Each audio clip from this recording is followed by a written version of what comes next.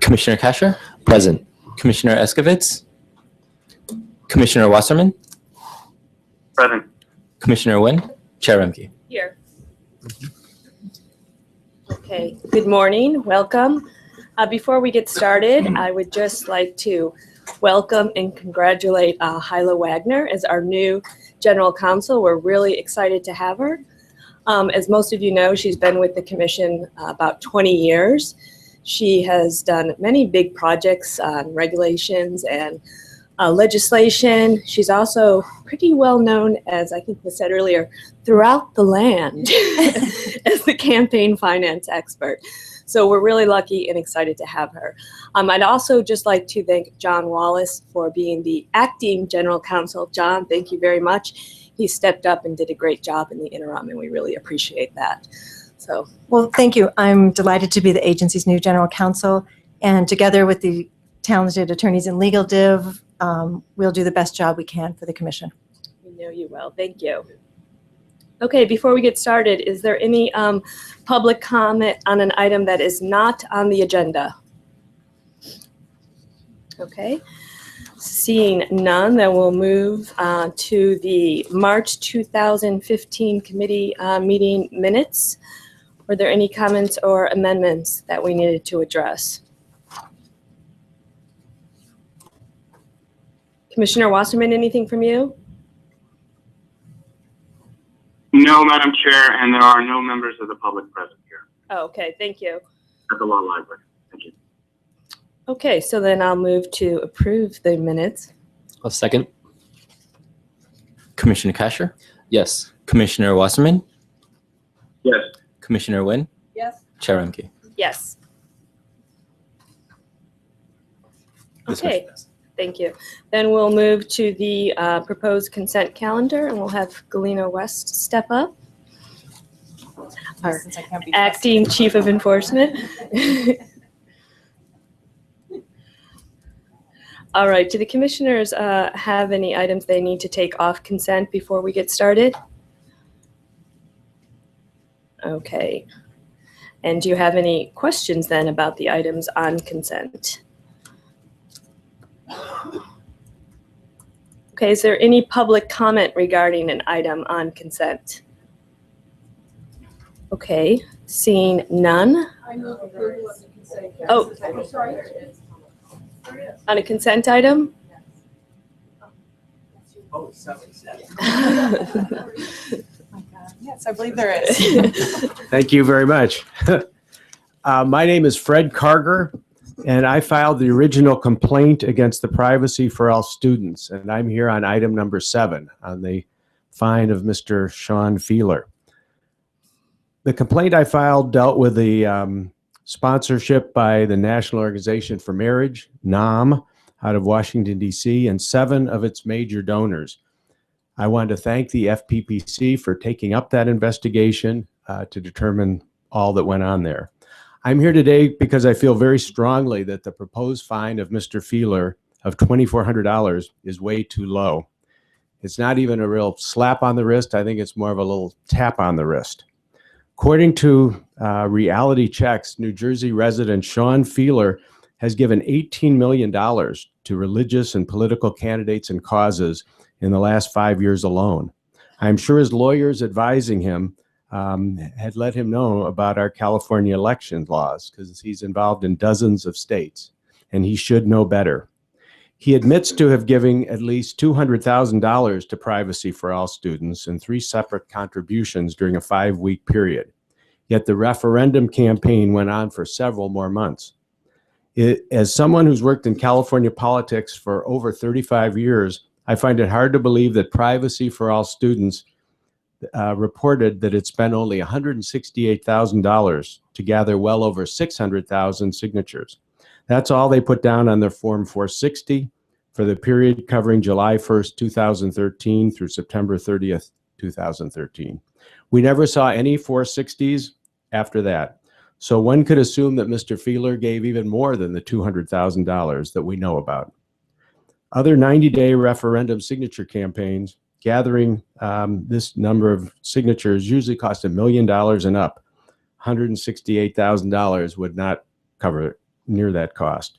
I've been tracking and the sponsor, the Washington, D.C.-based National Organization for Marriage, for the last 7 years when they led and qualified the battle to pass Prop 8 here in California.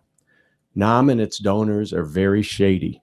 NAM is being investigated in Iowa and Hawaii right now for ethics violations. A year ago, NAM was found guilty in Maine and received the largest fine in that state's history because it did not report its contributors' names who gave NAM $1.9 million that then was given to that state's referendum campaign to repeal gay marriage. And NAM currently is under a 2-year investigation for pay-to-play charges by the Federal Election Commission for $1 million that was appropriated during the 2012 presidential campaign. Mr. Feeler is NAM's #1 donor. I would hope that Mr. Feeler's fine would be more in line with other FPPC actions recently, like last year when Pacific Communities Builders was fined $9,653, and Humboldt Redwood Company was fined $5,019, both for major donor violations. It appears that Mr. Feeler and NAM intended to conceal, deceive, or mislead.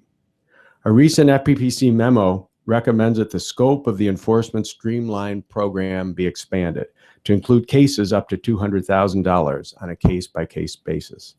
I believe it is important to exclude Mr. Feeler from the enforcement streamline program, which seems inappropriate in this case, and a much more substantial fine be given to him to discourage him and others from blatantly breaking our California election laws. Thank you. Thank you. Galina, do you want to comment? Yes, thank you. This is Galina West, the acting enforcement chief. And I would like to comment on Mr. Carter's comments. We have a case pending regarding the privacy for all students. And usually when we do a case, if there are violations that we find regarding other possible respondents, we open separate cases. And that's the case here, where there's still a case pending in enforcement on privacy for all students. In addition, if there are additional violations found for 2014, that would be a separate case, because this is for a major donor statement for 2013. So since we have those records, that's why we felt that this time it was appropriate to put forth the criteria for the streamline. It meets the criteria for streamline of the other cases that were mentioned as well. And we apply those universally. So we can't select based on one person gives more in other states or not. That's not a criteria for streamline. We follow the criteria for each and every case to apply it equitably. And the difference in the fine is based on the amount of the contribution. Is that the issue? Correct. 1%. Okay. And then, although there were 3 contributions in this period, it's only one statement. It is. When you're a major donor, then your contributions will fall on your 460, which the reason it looks like it's such a large time period is because you go back to January 1st to file your major donor statement properly. Go ahead, Commissioner Wynn. Thanks very much. Thanks, Mr. Carger, for coming. I think you raised some good points, and thank you, Galina. Could you clarify for me? So we have a pending investigation for 2014 for the same party, and do we have? Did you say we have something else on the 2013? No, not the same party. Privacy for all students is the Okay. case that Mr. Carter filed his complaint about. Okay. And so when we do a case, if we find additional respondents within that case that are we call spin-off cases, that's what we have here. Thank you very much. Okay. Any other questions or comments? Okay. Thank you. Commissioner Wasserman, anything from you? No, Madam Chair. Okay. And if there's no other public comment, I move to approve the consent calendar. Commissioner Kasher? Yes. Commissioner Wasserman? Yes. Commissioner Wynn? Yes. Chair Remke? Yes. This motion And passes. Galina, just before you go, I would point out it seems like we have fewer than normal on the streamlined cases. Do you want to address that issue? Because I think there's a good reason, and I'd like you to share that with the commissioners so they know what to anticipate.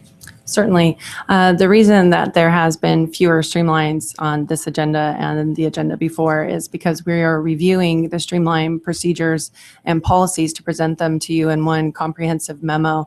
As it is now, the memos vary from 2006 and 1999 for the current streamline programs. And so we'd like to put all of the criteria into one comprehensive memo with the streamline exhibits attached for approval. And then that way, all of the criteria will be addressed and approved at the same time at a commission meeting. So in order to do that, we decided to use data instead of opinion. And so we are putting all of the streamline cases onto an Excel spreadsheet in order to make sure that all of the criteria are being followed and we have a consistent practice to present to you.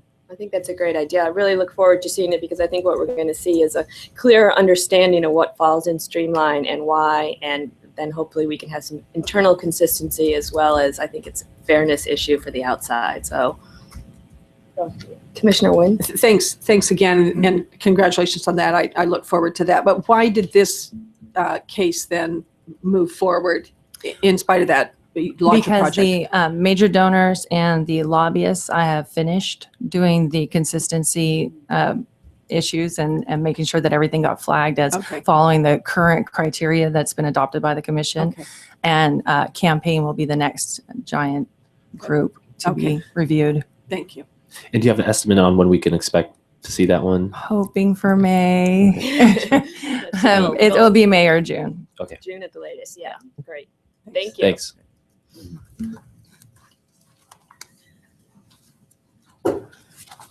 Okay, the next item is item 8, and it's regarding amendments to the public generally regulations. Brian? So Brian Lau, Commission Counsel. I'm here to present revisions to the public general exception under the Act's conflict of interest provisions. As anticipated, this is second to the last significant change under the ongoing conflict of interest project to streamline the conflict of interest provisions that have been ongoing for a couple years now. Under the Act, an official is disqualified from a decision only when the effect of the decision is distinguishable from the decision's effect on the public generally. Existing regulations interpret this provision and allow an official to participate in the decision if the official can establish that the decision will affect a significant segment of the public, basically a minimum threshold, and 2, that the official's interest will be affected in substantially the same manner as the public. As more specifically addressed in the memorandum to the Commission, staff is proposing 2 key revisions. The first, staff is proposing increasing the significant segment thresholds. While the existing thresholds are currently mitigated by the very restrictive substantially the same manner test, these thresholds are rather low and must be balanced with the staff's second key revision, which is replacing the substantially the same manner test with a unique effect test.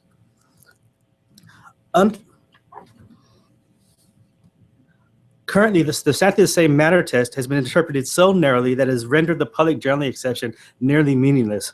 Under the proposed language, once it has been determined that a significant segment of the public will be affected by the decisions, an official will be permitted to participate so long as there's no indication of a unique effect on the official. To illustrate how this will work, I can recall a question a few years back where we had an application of the public generally exception to a flood control decision. Essentially, this decision was going to affect the entire city and provide increased flood protection. But under the existing analysis, because the official had a small farm and a couple acres, we determined that he could not show that there was substantially the same manner because the farm would be affected a little bit differently than the residential properties. The 2 acres would be affected twice as much as 1 acre or a little bit more than the typical residential lot. So we could not utilize a public general exception under our past analysis. Under the current approach, because it's a flood control decision and with a similar effect of increased flood protection in the entire city, the official will be allowed to participate so long as there's no unique effect. If the official owned an aggregate company that was going to be supplying rocks for the levee project, then we have a unique effect. But it kind of broadens the substantially the same manner test to something more practical and more consistent with, we believe, with the intention of the statute. In addition to these 2 key revisions, staff has also extensively condensed existing provisions that apply a more lenient public generally exception to certain classifications of decisions. Currently, these are spread out over 7 regulations, and the bulk of these special rules will be condensed down into a single subdivision. Finally, I would like to address language added to concerns raised since the agenda mailing. In the draft dated 4/13, which I believe everyone should have. Is everyone looking at the, excuse me, 413 draft, which there were a couple amendments? Okay, first in line E on in subdivision E1, which is page 2, line 18, we're adding the word proportionally back. It's actually from the existing regulation, and the intention is that every once in a while you'll have a tax that kind of applies on a graduated schedule. It's $50 for the first $100,000 in revenue, and an additional 50 for the next. So we needed something proportional. So we added it back. I don't think we intended to delete that idea with the subdivision E1. In subdivision E7, we've added back an exception that allows that essentially states that when a decision affects an economic interest in a governmental entity, the idea is that decision will affect everyone in the jurisdiction, so the public generally exception will apply unless there's a unique effect on the official. That really is the current analysis, and the idea was that the general test kind of encompassed that idea, but we're a little bit afraid by removing it. There's an implication that we've changed that, and so we're adding that back in. And the other odd thing is that the other reason it was deleted is because it's kind of found, right now it's found in a rather circular comment to a regulation as opposed to an actual standard in the regulation. So, and then in response to the League of Cities comment letter, we have a couple additional minor changes. Going back to E1 again. Right now, that's the special rule for certain decisions that adjust taxes for water, utility, and it reads similar public services. So you're on page 2, This will be line page 17. 2, line 17, correct. Right, okay. So what we're looking at is defining a little bit more closely what we meant by some similar public services. And I think the idea came out, which is we were looking at water and utility as something that was broadly applied. So our recommendation at this point is to replace the word similarly with broadly applied public services, because it gets the concept that where you have this taxes that affect a large portion of the public, then this is when the exception applies, as opposed to a tax or assessment on to say Main Street beautification project that's going to affect the businesses on one street. So that was. So that's a proposed amendment. So that's a proposed amendment to broadly line. provided, okay. And then the last one was on E5. I don't have a line number here. So that's page 3, line 12 you're going to talk about. Page 3, right? Line 12. We're making some minor changes there just to add back. We inadvertently left out. There's a list provided in the first sentence, and as League of So Cities first it pointed says out. industry, trade, profession, or other identified interest. Right. We're adding the other identified interest back at the end of that. So it's for consistency purposes. Just simply technical. Okay, okay. And with that, I would urge the commission to approve the proposal, and I can answer any questions you may have. Okay, commissioners, any questions? Commissioner Nguyen? Thank you very much. And, I think you guys have done a lot of work on this and really appreciate it. Could you please just address the issue about kind of the affirmative defense? The defense is pre-existing. It dates back as long as anyone on staff can remember. From all indication, it dates back to 1976. The commission has been several times. The issue of authority has come up, and the commission has been extensively briefed on that in 2000 and 2005. Mm-hmm. And the staff has found in each time that there was the authority for that. At this point, we recognize there would be some serious enforcement issues to change this at this point, and it's not in staff's not inclined to address or to reverse that long-established rule at this point. Hyla? Yeah, that's right. We had the commission looked into the issue of whether it should be an affirmative defense that the official has a burden of proof to prove, or whether it should be an element. They looked at that very thoroughly in lengthy memos in 2000 and 2005. And the memos stated that since 76, since the first regulation, the commission has treated public generally as an exception. And they gave a couple reasons why it makes sense to do it that way. that it's supported by case law in similar statutes, and it's consistent with this rule of necessity and convenience that courts look at who has the ability to prove something, and it's the official who has the facts about whether public generally applies.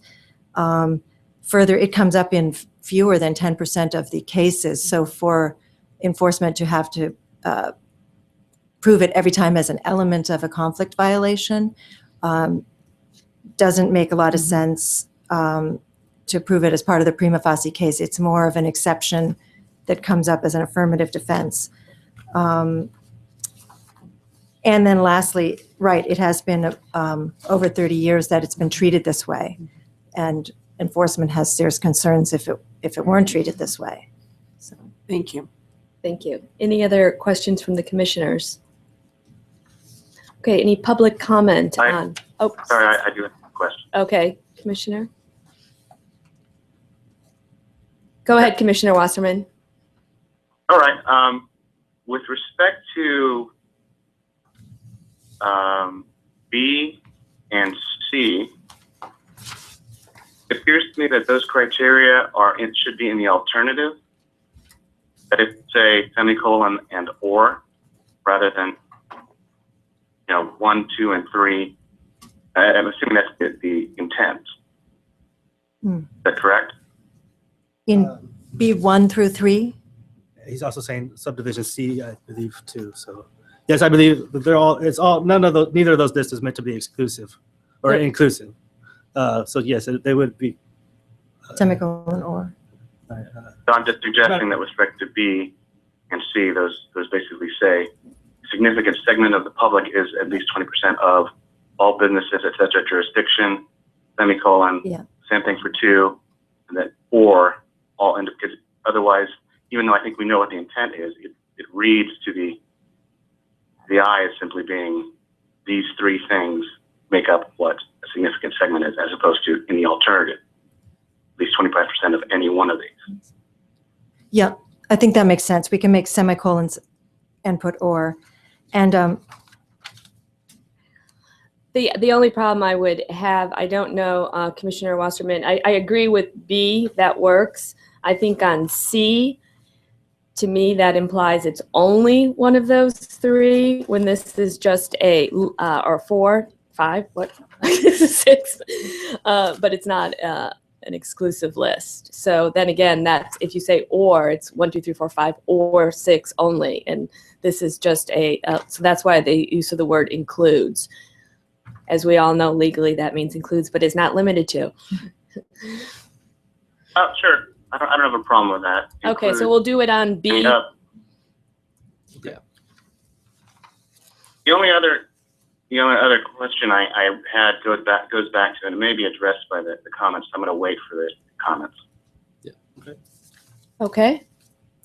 well, one other comment was raised. Do we need to specify, to compare to the effect of the on this in the general rule, the end of the general rule, the financial interest is not unique compared to the effect on the significant segment that corresponds to the official's interest. Someone said we need something telling, maybe it seemed clear to us that the significant segment, if the official owns real property, that they look at the significant segment that pertains to real property.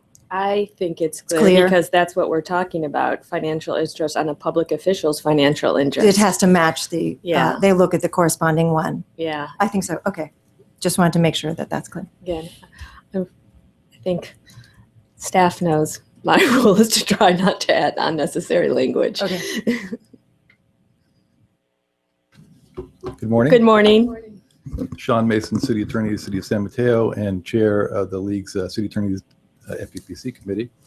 Our committee does endorse the regulation. We think Is your mic on? it's so far down. We'll work on that. So our committee does endorse the regulation. We think that adopted with or without our minor edits would go a long way to improve under the circumstances that we have right now. So we do want to make that clear. In our letter, we did propose some minor revisions. I've been educated on some of those and agree with the proposals. Mr. Lau and I did speak yesterday evening, and he cleared up from his perspective most of those points, and we don't have any issue with those explanations. There is one comment that I would like to discuss just a little further, and it's the one Mr. Lau mentioned, the assessment district sort of exception under special circumstances. And the only— So just so we're all, that you're talking about E1 is public services and utilities? That's right. That's Okay, right. thank you. And we support the concept and the words that Mr. Lau articulated this morning. The only potential addition that we recommend is that in addition to broadly available or used, I can't remember the word, provided services, we include facilities, services or facilities, because I'm not sure that people would read services and think of a levy, which was the example that I had given in the letter, as being a public service, more of a public facility. That's so it's really in the title itself. You're saying it should be public services, comma, utilities and facilities?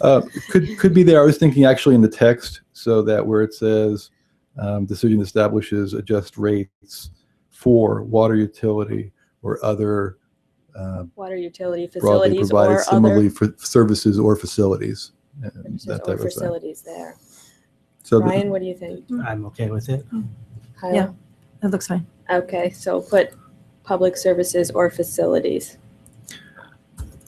And with that, I would again like to thank your staff.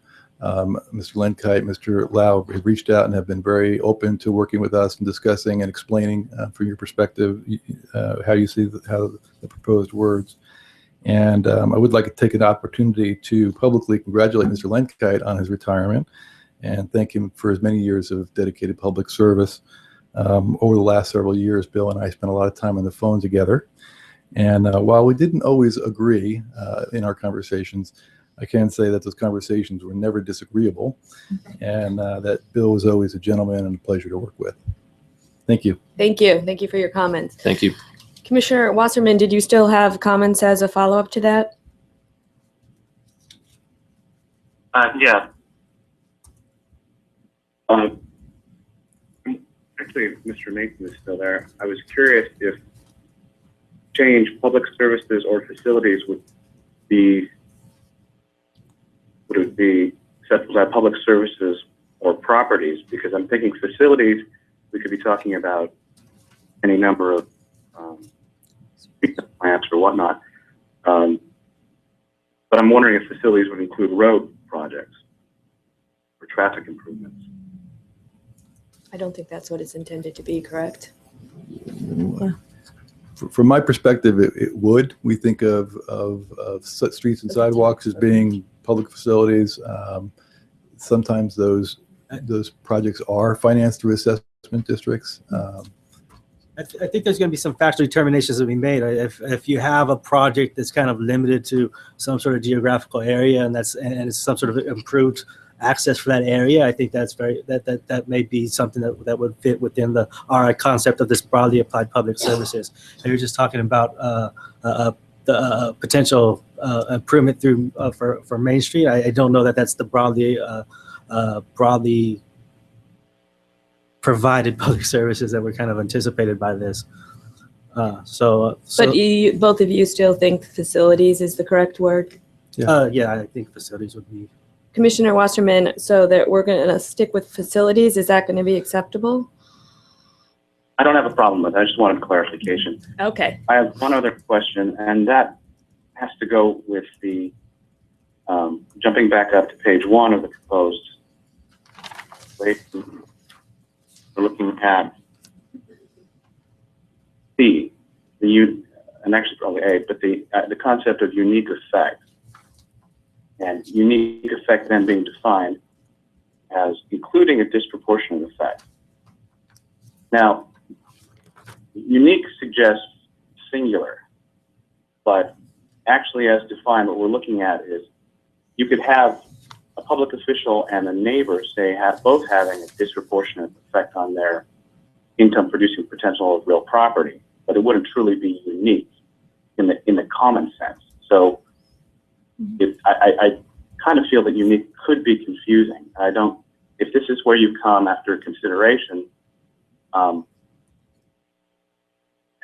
did you address that possibility of, you know, folks looking at this and saying, oh, it's not unique because there are 4 other properties that are going to see great increase in value. Significant segment. I think it's all to the extent that unique will be further defined through factual circumstances. We could pick any adjective you want to put there. There's always going to be some room for that to be further defined through the advice procedures. We actually have some experience in unique in that we've used it in the past as something that stands out, that's unreasonable, that's more than insignificant. So I think we rely on unique because there is some existing advice out there that kind of helps us to know that what we mean by unique is something that really stands out, something that really draws that draws the casual observer and saying, you know, something's not right here. So I think that's why we selected the word unique. So we've had advice letters on it, and it's been defined to some extent already. People are familiar with it. Correct. Okay. Yeah, and I have to say, I do appreciate the focus in this way on the impact for the public official, because that really gives us a sense that, you know, where are we looking at? So I appreciate it. Thank you. That's all. Okay. Any other comments or questions on the regulations? Okay. I'll move to approve the regulation, the amended regulation with the amendments that we discussed. I'll second it. Commissioner Kasher, Yes. Commissioner Wasserman, Yes. Commissioner Nguyen, Yes. Chair Emke. Yes. This motion passes. Okay. Thank you, Brian. Okay, next we have executive staff reports, item 9. And Aaron's going to start giving us an exciting update on e-filing, Form 700. Yes, exciting. It is exciting, though. It is exciting. So as the chair mentioned, I'm going to update the commission on our progress towards obtaining electronic filing for the Form 700s that are filed with the commission. As we discussed at previous commission meetings, for the past couple of years, our staff has been working towards procuring electronic filing. And as I mentioned, we receive approximately 25,000 statements annually directly here from legislative staffers, city council members, boards of supervisors. Someone in the audience is whispering judges to me. And so, but there are about 500,000, give or take, officials that file throughout the state, but we are accepting directly about approximately 25,000 annually. And right now the process is entirely manual. So we literally, our staff just went through this for the past couple months because, as you know, there was the filing deadline. We receive all of the statements via mail, or some are scanned in PDF to us, but we have to hand stamp them, received, file them, process them, review them all manually. And so, as you might imagine, it's a huge amount of staff time and effort that just goes into the logistics of processing the forms. And so for the past couple of years, we've been working very diligently, which has taken quite a lot of work to even get us to this point, to get the legislative authorization to even allow us to have e-filing. That was a couple of years ago. We got that bill through. And then since then, we've been working with Department of Technology and other control agencies within state government, and also with Department of Finance, to try to get the funding for such a system. So we have now, bringing us to the present. 2.5 years later. Yes, exactly. We have gotten approval for through the Department of Technology for our system, and we are actually part of the governor's proposed budget for this upcoming fiscal year, which would start on July 1, which is may sound small to people, but that is just getting that far has been an extremely difficult task. So the legislature, as you might know, is currently reviewing the budget. The budget would, as I said, start July 1. So in the next couple of weeks, there'll be budget hearings through the legislature, and we're actively working, obviously, with staff and members in the building to convince them that electronic filing is the way for the FPPC to go. And if we obtain the necessary funding, we'll be ready to start kicking off the project July 1 of this year.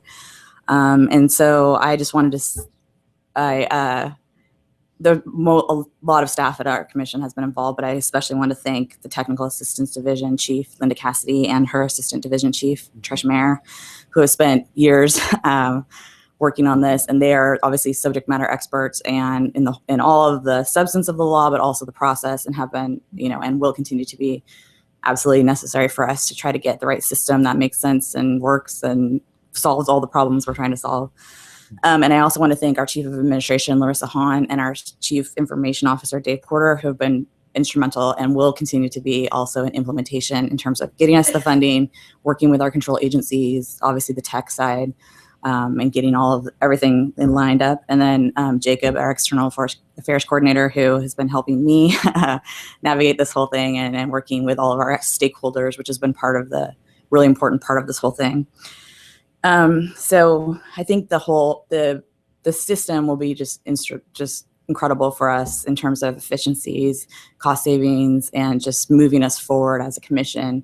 When Chair Remke started, she went to go look at the file room where we house all the Form 700s and commented to me that she felt like she had gone back to 1974. And I said, well, you did. So I think, we are trying to move us forward. And I also think it will not only help our commission, it will help all the public officials who have to file the forms. We always kind of equivalent or make a comparison to TurboTax that, if you could it could retain your information from last year. It would tell you if you made an error. So simple things like the date is wrong or you forgot to fill out a box, things like that. We won't have to send letters out to officials. They won't have to amend their statements. And then I also think that it will just be a tremendous value for the public. Our long-term goals include making it more easy to aggregate data, to be able to see what's actually on those forms. So they're not just sitting here in our offices. It's out there. People can, like I said, aggregate information, put it forward in meaningful ways for the public. And that corresponds directly with some of Chair Remke's goals of increasing transparency through technology and, just being more efficient as a commission. So we're very pleased with the progress so far, and we'll obviously continue to update you. And if anyone wants to talk to people that are elected to the legislature about why we need this, that would be good to do in the next couple of weeks. So Fast, quick. yeah. Commissioner Wynn? Well, thank you very much, Erin, and thanks, staff. I do think this is a really important project, and it is hard to believe that in 2015 we don't have access to this information online. So thanks for this hard work.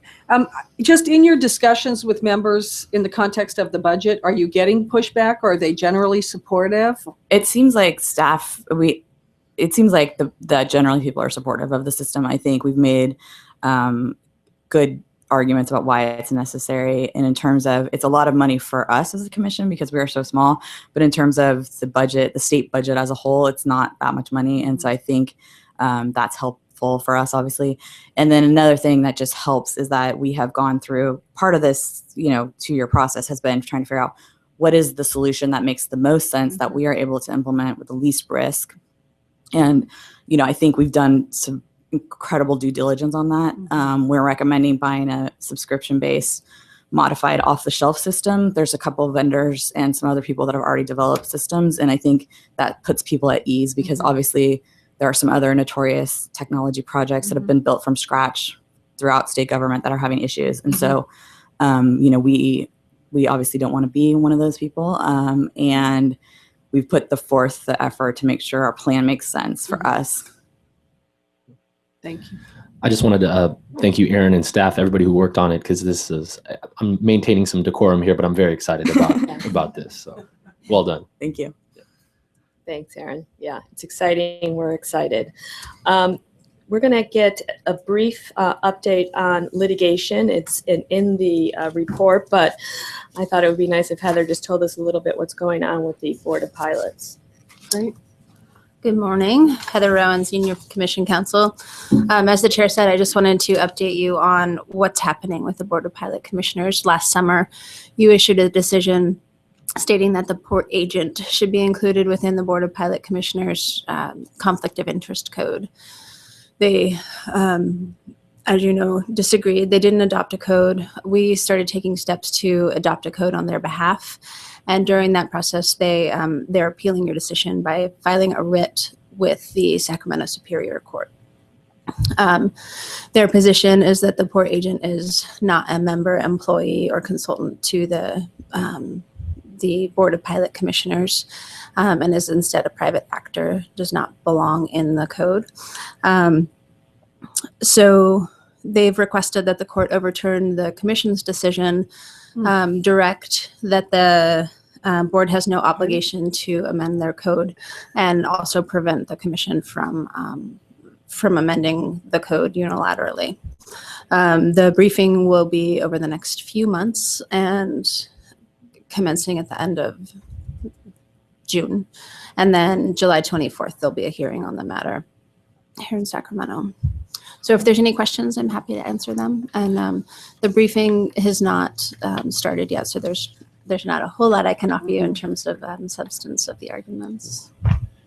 I'd love to, if you wouldn't mind sharing either the case number or copies of the briefs once available, so we can kind of track the briefing. They'll, the first one, what is this, April? The first one will be in a couple weeks. So yeah, we can keep you up to date. Yeah, we'll forward those to you. Yeah, thanks. Any other questions? Thank you, Heather. Thank you. And then on legislation, Suki was just going to give us a brief update because there have been changes, as you can imagine, at this time of the year. Yes. Hello. The legislative session is well underway now, and there have been some changes since my report. Some of the bills have been amended, and some have moved on from policy committees to appropriations. And we hope, including AB 594, and we hope to bring some of these to you at our next meeting. Could I just just on that bill 594? So I think it was last month we were going to take a position on that bill, but we took a pause for the amendments. So could you just explain what the amendments were? Sure. Thanks. That bill has been amended, and something that the bill did have in it before was that it was raising some of the thresholds in the act, the committee qualification thresholds, some of the pre-election reporting thresholds, and the late reporting, the 24-hour reporting thresholds. Those have actually been taken out of the bill now. So it's no longer raising thresholds, but it is still eliminating some duplicative reports. It's eliminating the supplemental independent expenditure reports and the supplemental pre-election reports. Because as you said, those are duplicative. Right. And we're supporting that notion that let's not file double reports. Right. Right. Okay. Any other questions on legislation? Okay. Thank you, Suki. Thank you. Any other questions regarding any of the other staff reports? Okay, we'll submit those reports. Are there any more questions from the commissioners on any matters before us? Okay, I move to adjourn the meeting then. I'll second. Commissioner Kasher, Yes. Commissioner Wasserman, Yes. Commissioner Nguyen, Yes. Chair Hunter. Yes, thank you. Thank you, everyone. Thanks.